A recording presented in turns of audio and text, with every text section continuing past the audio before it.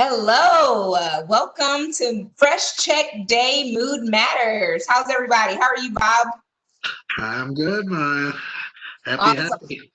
Awesome. The purpose of this booth is to raise awareness about anxiety disorders, mood disorders such as depression, bipolar, and anxiety disorders. So today we're going to give a little bit of information. We're going to play a game, Never Have I Ever Self-Care Edition, where we explore different methods of self-care and resources that you might not have thought of to help manage your mood. And then we'll also encourage you to take an anonymous anxiety or depression screening, and we'll show you exactly how to get there. And also afterwards, there will be a post-event survey where you can win some awesome prizes or a $20 Amazon gift card, stress kit, and your name will be put in a hat to potentially receive a Kindle and other items as well. So my name is Maya Pittman. I'm a staff counselor in the Counseling Center, and I'm also the coordinator of Outreach and Intercultural Affairs. And one of my biggest observations about college students and their mood is the recognition that they have everything inside of them to manage their mood. And a lot of times college students don't know that. They kind of think that thoughts and emotions are things that they control, that they can control, when in actuality, it's all about finding different skills and tools to manage those things that come into our minds that we can't control. And so my biggest observation is that many students are walking around not knowing that they have all the tools in their toolbox to help manage their mood. Hi again, I'm Bob Morfitt. I'm the Associate Director at the Counseling Center. And I guess my biggest observation about college students and their mood and mental health is how resilient they are, how they, as Maya said, to kind of follow up what she just stated, is that they really do learn key strategies and ways to moderate their mood and anxiety, a lot of which has really been, especially the anxiety issue, pushed a button recently, right? In the past 6 months with the whole COVID-19 situation. It's raised a lot of people's anxieties, but I've seen college students really kind of handling it okay. I'm going to talk a little bit about Counseling Center services, if I may, for a minute here. So we are doing everything telehealth right now. So that's why we're meeting here today this way and for the foreseeable future. Otherwise, we're in Umstead Hall, which is near the new Student Center. We are free and we are confidential. So when a student turns 18, we cannot release any information outside of the Counseling Center for any reason unless somebody's of imminent threat to themselves or others. So that means to parents, to faculty, staff, anybody else on campus. Of course, if a student wants us to correlate care with somebody that outside of our office, they would just need to sign permission to do so. So what we see, number one reason people come into the College Counseling Center all across the country, so including ECU, and we do get the aggregate data across the country, is anxiety. So we've already mentioned that. That includes stuff like panic attacks, generalized anxiety, more like obsessive compulsive traits, and might be social anxiety is really key for a lot of college students, and they identify with that one. The number two reason then would be depression, and those have actually flip-flopped in the past 10 years. It used to be depression was number one, and mood disorder, as Maya talked about earlier. Now depression is number two, and anxiety is definitely number one. Again, ECU looks like statistically every other college counseling center across the country. So 41.6% of the students that come into the counseling center identify an anxiety issue as their number one reason. And depression would be 36.5%. And then relationship issues are pretty prevalent as well. That's almost 36%. Of course, those numbers, if you're a little mathematician in you, they do add up to over 100 because obviously some of us present with more than one presenting concern. Awesome. Thanks, Bob. And I know that's been something I've witnessed, just how I think the moment I got here 6 years ago, it had transitioned to anxiety. And so I think that says a lot about where we are culturally and the different types of things we have access to, like social media and all that good stuff. So I know some of this content may be triggering or you may want to debrief. So I want to share something really quickly, and that is throughout this entire presentation, you'll be able to go to www.helpyourselfhelpothers.org. This is an online screening, especially for Fresh Check Day today, where you can go and you can screen yourself And that's a big part of managing your mood, being able to recognize, okay, where do I fall? So again, www.helpyourselfhelpothers.org.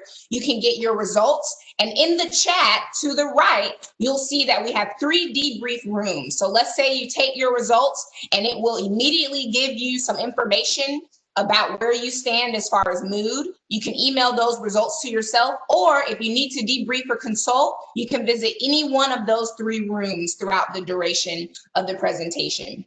Okay.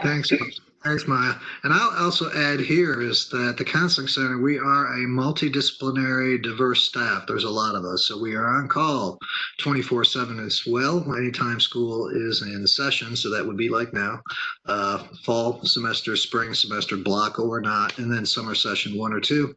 And that's weekends and after hours. And then up until 5, we have screeners. And as Maya just articulated, every day to see students that have more of an urgent type of situation going on. Thanks, Maya. Absolutely. So just briefly, if we could share a little bit of information about mental health. When you think about mental health, it's our emotional, psychological, and that says emotional, but mental well-being. So really want to think about how we're thinking, how we're acting, and how we're feeling. And if you ever visit the Counseling Center, you'll know that we really assess for biological contributing factors, overall life experiences, and family history, and know that all of these things can definitely contribute to your mood. And with everyone watching that out here, know that mental illness does not discriminate by your background or race, but access to care might. So the great thing about ECU is that we have free services for all fully enrolled students, whereas maybe if you're back home or you're somewhere where you can't access us, you actually can have access to care while you're in college. The other thing is just briefly what stress is, because a lot of times we think it's one thing, or we mix up what stress and anxiety is. When stress is really a reaction to any stimulus that disturbs our physical or mental balance. So that feeling where you may feel a little bit off kilter, which we may have had a lot of this year, that would be considered stress. And then when a person perceives that the demands or the things that they need see the resources or the things that can help them, stress can go through the roof. So we want to be in tune with all of the resources available to us and make sure that we're getting in contact with them ahead of time so that when we run into stressful situations, we're able to really move forward on that. And remember that life is 10% of what happens to you and 90% of how you respond to it. But the good news is there's some good stress. So I know we're talking about mood, that can bring us down a little bit, but good stress allows us to be focused, feel energetic and alert. It pushes us through situations that we find valuable and we want to get through, and it gives us extra strength to defend ourselves. So we want to encourage everyone to recognize when stress stops being helpful, and that's when it can start causing major damage to our health, of course, our mood, because mood matters, productivity, relationships, and overall quality of life. So again, we encourage you to take that online screening, and we'll share that again in the post evaluation after this presentation. Okay, just a couple of more things about mood, especially as it pertains to college students. 1 out of every 4 college students suffers from some sort of mental illness. 44 to 50% of American college students report having symptoms of depression and or anxiety. That's why we're screening for that today. And then 75% of college students do not seek help for mental health problems and concerns. So let's think about that. This is a real serious issue. Anyone is susceptible to experiencing some sort of mental health challenge, which can develop into an illness. And so we want to be aware of that for ourselves and others. And in terms of mood, let's separate anxiety and depression before we get into our game. First off, some anxiety is completely normal. We know that that's going to show up and we can be open to it. Anxiety warns us. It's a signal that says, hey, we need to pay attention or we need to take action. So there's a way where we can understand everyday anxiety from maybe an anxiety disorder. So first, every day is when we may worry about things like paying bills, landing a job. Whereas when that turns into a disorder, it becomes constant. It causes significant distress and interferes with daily activities and daily things we have to do in our life. Another aspect of everyday anxiety is self-consciousness in awkward situations. Some things are just awkward and they don't feel comfortable, and that's okay. But if you find that you start avoiding social situations due to fear, you step back and maybe begin isolating yourself, that's also something you may need to look more into. And then if we look on down, a big one is that at the bottom, anxiety, sadness, or difficulty sleeping immediately after a traumatic event, that can be something that is appropriate and everyday anxiety. However, if you've experienced a traumatic event and you begin having flashbacks, nightmares, you become emotionally numb, even though it maybe happened months or years ago, that may also be a signal. So we encourage you to check this out. Bob, I'll let you jump in here. Thanks, man. We really want to stress that we don't want to stigmatize any of this, right? We all deal with these issues. Maya gave the statistics a few minutes ago, and it's okay. We all have anxiety. We all have stress. We all have moods that might fluctuate in time. In the counseling center, I think we really focus on and do a good job at not stigmatizing these issues. So I always fear that some people don't come in because they don't want to, be labeled as that. We don't believe in labeling, right? So we address these openly, and we really do address these well with students. We're good with students, and we seek them just to help improve themselves. College is the time to thrive, right? And working through these issues, especially when it's free, to say that again is just an ideal opportunity for students to seek these services. I agree, Bob. And a couple of facts that we've been able to get from college stats and NAMI, Mental Health Organization, is that 80% of college students feel overwhelmed by their responsibilities as a student. So you're absolutely right, Bob. We don't want to stigmatize this, but we do want to highlight the fact that with that 80% of college students that are feeling overwhelmed, 67% of college students don't seek treatment. So we want to encourage you to know that, again, the majority of college students, because this is such a tough time, are experiencing some sort of distress, and you can get help for that.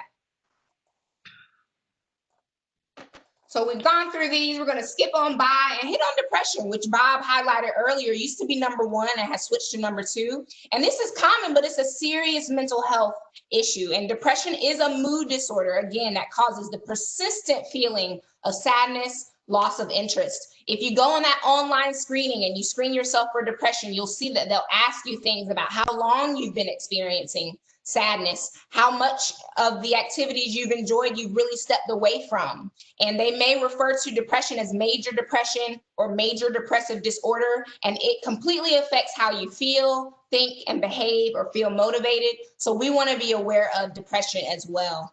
You may have trouble doing normal day-to-day activities, and depression can make you feel as if life isn't worth living, but we want you to be here. And we know that the counselors in the counseling center want to help you manage and get to the place where you want to be here as well. So again, we encourage you to utilize that and listen to your body. A great way to assess your mood is to think about the signs and symptoms of depression and anxiety. So think about lightheadedness, shortness of breath. If you find some stiffness or tension, headaches, chest pain, you can see all these physical symptoms can be found in the body, which means you have the tools to assess if you need help. So we encourage you to look into that headache that's maybe lasted a little bit too long, or that upset stomach that shows up every time you think about coming on campus, and look into that even if it's a mental health check-in.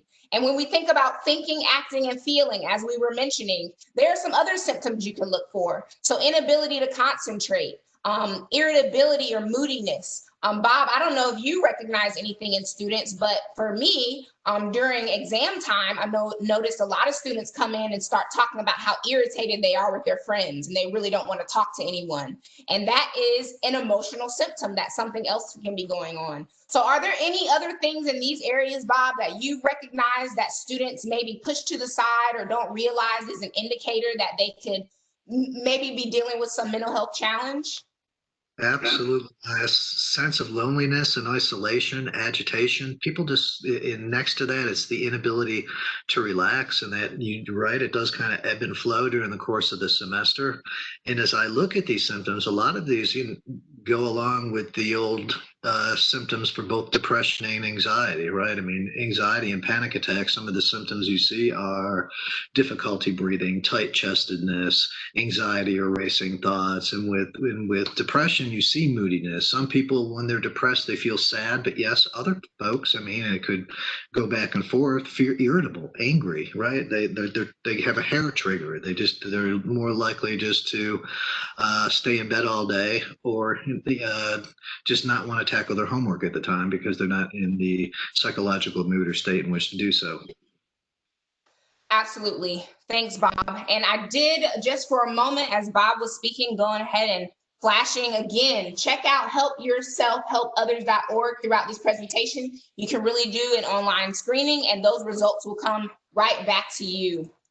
So as we wrap up, there's a way to reduce stress. And what we're going to be getting into is self-care. So we're going to give some suggestions about self-care, but we want to encourage you to think about the fact that self-care isn't forced. It's meant to refuel you. And sometimes it may have to be planned, so thrown on your schedule along with other things. You can also talk to others and make connections, just to, again, hinge on what Bob was talking about, which is that many of us are experiencing these. No one is exempt from the experience of stress. So making connections is a great way to help us destigmatize and think about what you need to get assistance. Fuel your body with regular exercise, meals, and sleep.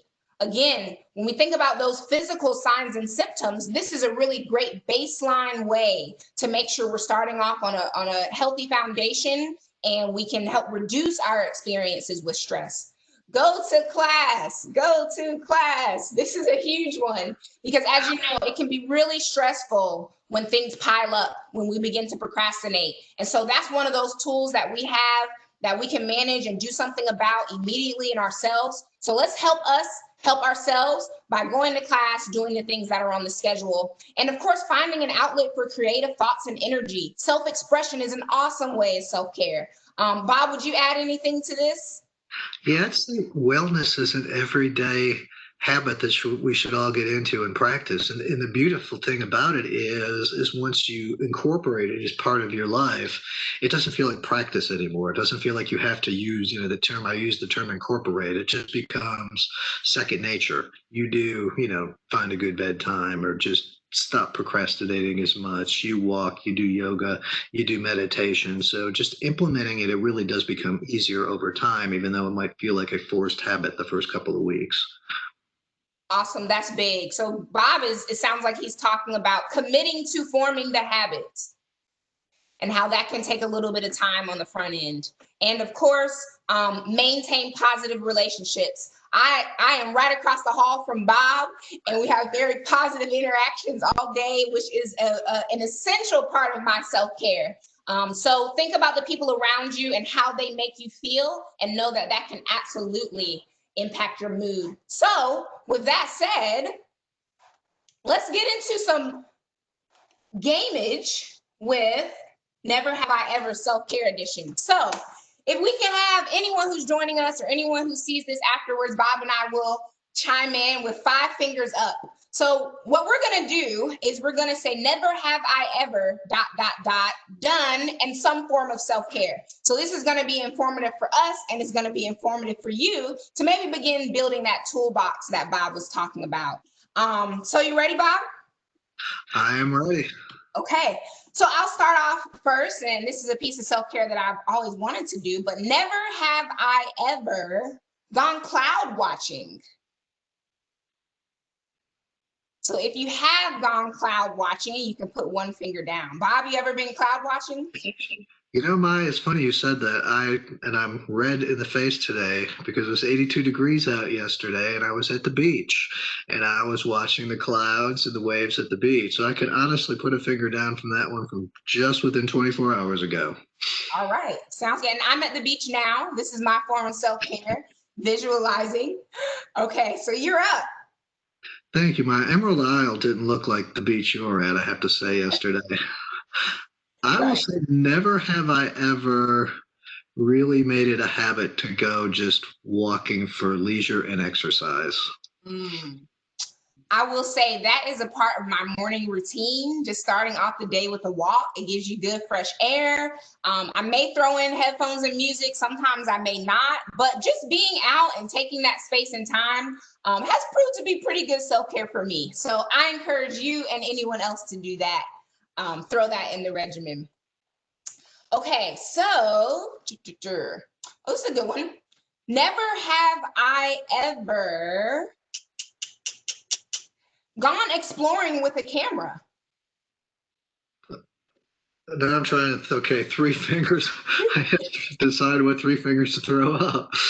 I have, yeah. Even I will include my iPhone as a camera here too. That's something I absolutely love to do. And if you were to look at my phone, you would see thousands. Of course, I've uploaded it to save it now into the cloud, but I've got thousands of pictures, probably going back as long as I've had an iPhone, which is about 10 years. So I got the next one. Never have I ever burned candles or incense just to relax. I always think it's a great idea, but I've never actually done it. I feel like I should put down like my whole hand because I am a candle obsessive. What I love about candles is it just sets a mood. And this is mood matters, but even just having the flickering candle light, having the essential oils and smells, it kind of puts you in another place. And is a good way to kind of relax and calm the body. So that is an absolute piece of my self-care routine. I have a candle burning right now. Okay, so I'll pick up. Never have I ever painted something huge. Never have I ever painted something huge like a mural. I can't take down I can't take down a finger on that one. I never have I ever painted, I can say. Yeah, like I've heard about how, I know earlier we mentioned how creative expression and things like that can be a great form of self-care. So maybe one of you students watching this or paint something huge, send it over to the counseling center, give us some ideas about what we can do. So yep, haven't done that one. Never have I ever, again, that's something I always think is a great idea. Have I ever done what we call old-fashioned saying, spring cleaning? Just went through my house and cleared out the clutter to make things more organized and pretty. Wow, I have done that. I think COVID-19, I know that's been a huge adjustment for us all. And whereas there's been a lot of people and experiences that have been unfavorable, I think one of the favorable things for me have been being at home. And so I've actually had time to do some spring cleaning. And it definitely makes a difference. And I think you highlight something, Bob, that I was speaking with students about, which is how our environment can have a huge impact on our mood. So even you talking about being at the beach and being in our own home, it doesn't have to be Molly Maid spick and clean, but if it's organized, it can definitely impact our mood. Yeah. Okay. On me, we're almost down to it. Never have I ever, you know, I haven't done this a lot, planted my own garden. I have a garden. It's not looking so hot right now because the time of year, but I do have tomatoes out there and cucumbers and basil and oregano and parsley. And I grew hot peppers earlier in the year. So that's something I absolutely love. I love to cook too. So that's two things that go well together. Yeah, that sounds good. Hopefully you can bring us in some good harvest next time to the counseling center. I hope so. It's my turn. And this is one my partner has tried to talk me into doing forever and drag me along with her. But never have I ever just taken myself to be pampered with a pedicure or a manicure. It's a great experience. You should definitely go get you some clear nail polish on there. But no, it's really cool just sitting back and kind of letting someone, you know, pamper you for a change. So that's a good one. I encourage you to check that out sometime, Bob. Thank you. Okay, I got one down. I'm on your tail. Never have I ever, you know what? I haven't done this, but it's interesting. I see that it's on as a form of self-care, but never have I ever attended a support group. I have to be careful what finger I put down here, Maya. But I actually have. Yeah, this is part of my graduate school experience. And I really liked it. I enjoyed it. I learned a lot about myself, and I really came to like and appreciate the strengths of the other people in that support group. Wow, that's awesome. All right, we're down to it, as you just said. All I, right. I got to make a distinction with this one because I really do like to cook. But I'm going to say never have I ever really just sat down, stood up, and relaxed and enjoyed baking something sweet for myself as a Mm, dessert. wow. You know what? I'm taking the game. I have done that. Just recently, I made what's called a dump cake, which is where you just dump all the ingredients, throw it in the oven. And it was random. I had the ingredients, so I thought it would be cool to do. So yeah, that's awesome. So congratulations to me. Good um, job.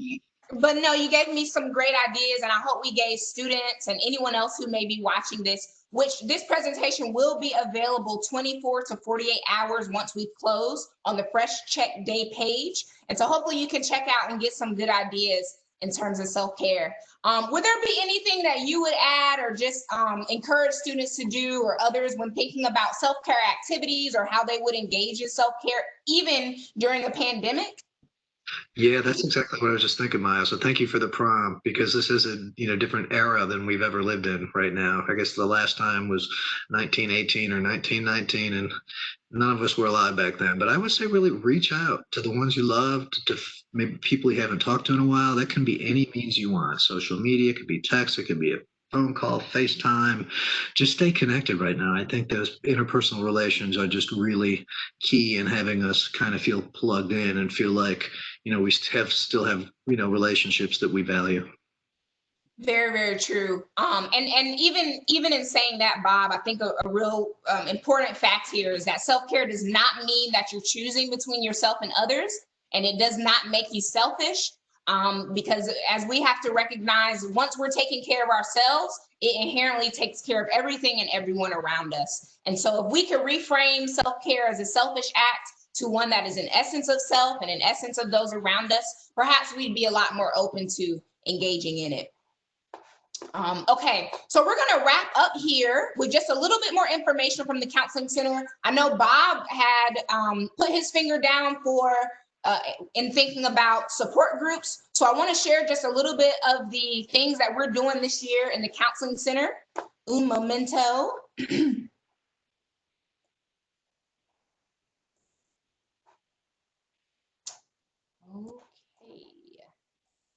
Okay, as you can see here, 1 second.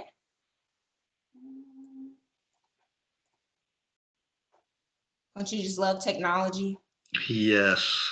Okay, so mindfulness is a mental state achieved by focusing one's awareness on the present moment while calmly acknowledging and accepting one's feelings and mood, thoughts, and bodily sensations. And this is used as a therapeutic technique. So I know this is something that we have offered and hinged on a lot in the Counseling Center. We even have had a 30-minute drop-in hour called Mindful Us.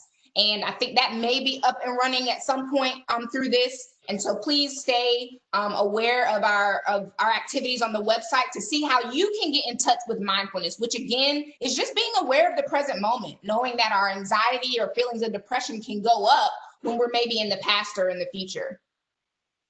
Maya, let me put in Yeah. a little plug here. You know how high strung I am. Some would call me ADHD, and I'm always going. I have a lot of energy. I have difficulty concentrating on one thing at a time. But I'll put in a plug for mindfulness. 7 to 8 years ago, I really started doing it. I really started practicing it. I do a lot of mindful eating, speaking of doing lots of cooking, and it really has helped me kind of chill out, appreciate the little things better, and really decrease some of my my own inherent anxiety.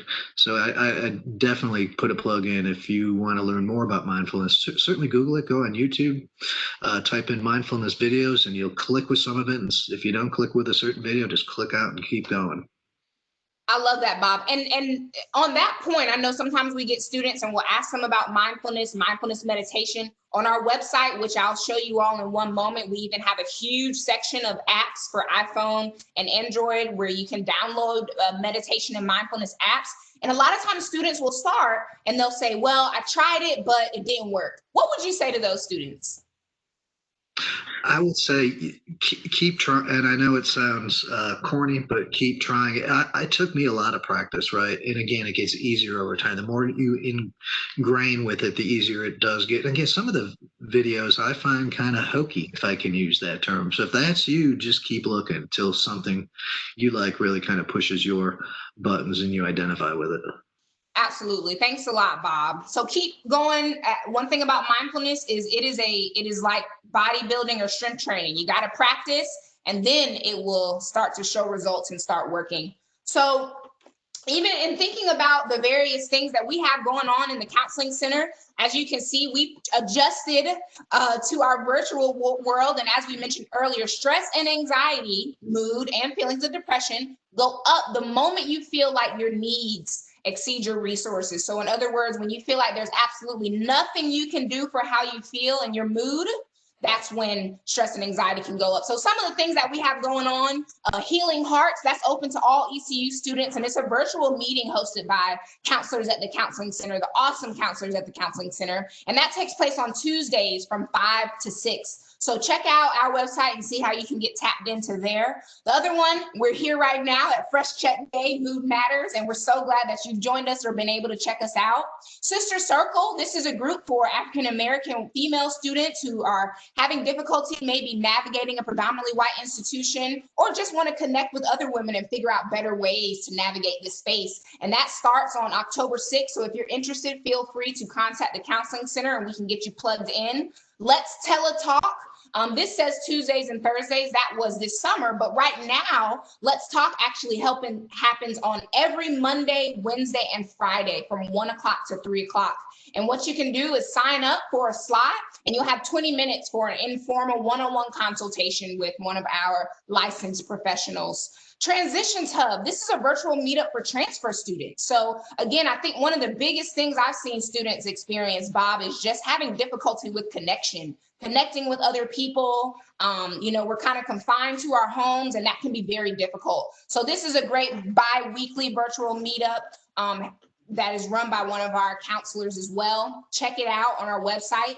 Healing Space. We know there's a lot going on in the world right now with hate, injustice. This is a political year, and so many things may be coming up. So Healing Space, which the next one actually takes place October 1st at 3 o'clock, is a place for students to come who maybe have had experiences with race-based trauma and to have that support and form connection with others who have similar experiences. And this is past the road to recovery, but the counseling center actually has what's called the CRC, the Collegiate Recovery Community. And if you hang on here, Language Matters, which is up next, is going to be hosted by the director of the CRC, Michael Harris, and he does amazing work for students who may be entering recovery due to substance use issues or difficulty goal setting, get connected and get support during that recovery time. So again, check out our website, learn more about our services and updates about COVID-19.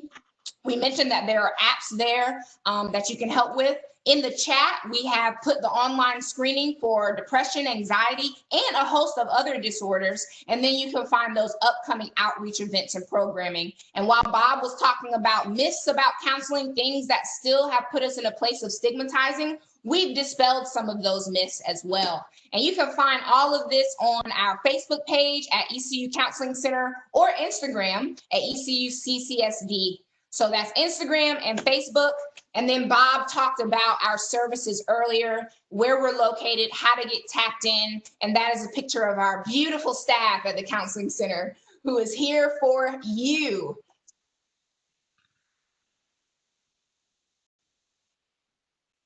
Or self-care that we can leave everyone with. Thanks, Maya. That was a great overview of our services. I like all those offerings. Yes, absolutely. And again, it's just so awesome that all of this stuff is free to students and they can use it and get plugged in at any time. And so consider that something, even if you're not sure if you're dealing with something, you can just check in. get an understanding or a well-rounded view of where you are with your mood. So we'll leave it there, and we'll encourage all the self-care in the world. Thank you for joining Bob and I. And last but not least, we want to tell you how to win prizes on the tail end of this. So, okay. So to go to the drawing for Kindle, Fire, door prizes, and t-shirts, complete the booth survey. And at the end of either the live WebEx session, so at the end of Mood Matters, a survey will pop up when the event closes, and that officially closes at 2:30.